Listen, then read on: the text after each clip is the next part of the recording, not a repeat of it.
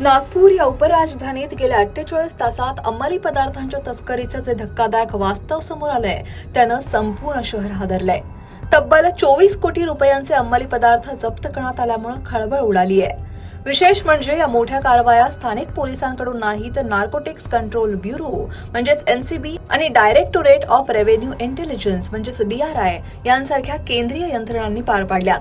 यात मुंबईच्या एनसीबी पथकानं ओडिशाहून येणारा गांजाचा एक ट्रक ताब्यात घेतला, ज्यामध्ये ट्रकच्या तळाला अत्यंत चलाखीनं तयार केलेल्या गुप्त कप्प्यांमध्ये गांजाची पोथी दडवून ठेवण्यात आली होती. तर दुसऱ्या एका कारवाईत DRIनं कोकेनची तस्करी करणाऱ्या एका महिला आरोपीला अटक केली आहे. तिनं शॅम्पूच्या बाटल्यांमध्ये 50 सीलबंद कॅप्सूलमध्ये कोकेन भरून पोलिसांची दिशाभूल करण्याचा प्रयत्न केला होता.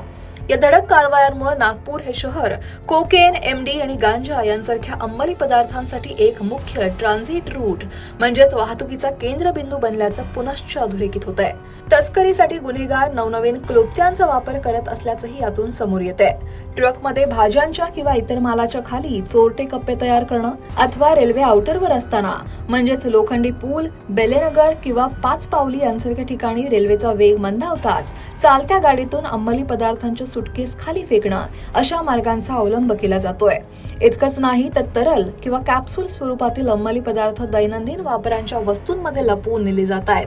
धक्कादायक बाब म्हणजे संशय टाळण्यासाठी चक्क महाविद्यालयीन विद्यार्थी आणि उच्च शिक्षित तरुणांना कुरिअर बॉयज म्हणून या काळ्या धंद्यात ओढलं जात आहे.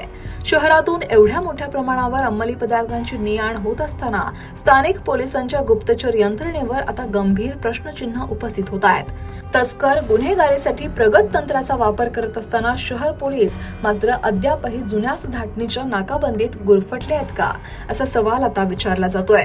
नागपूरहून क्षितिजा देशमुख सह ब्युरो रिपोर्ट, लोकमत.com.